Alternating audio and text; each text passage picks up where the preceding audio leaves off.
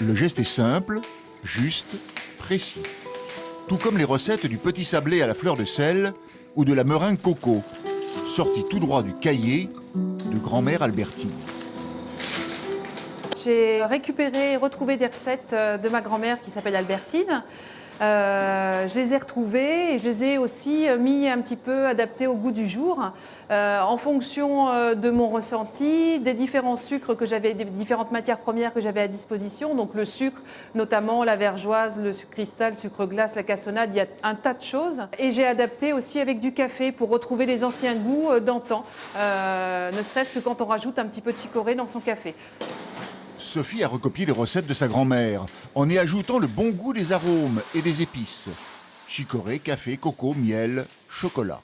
Vous pouvez les sentir, vous sentez le café, la chicorée, vous sentez le chocolat. Dans le chocolat, par exemple, le sablé de la beurrière, je ne mets pas de la poudre de cacao, je mets vraiment du chocolat que je fais fondre et que je rajoute. Et ça se sent vraiment. Les biscuits fleurent bon la région.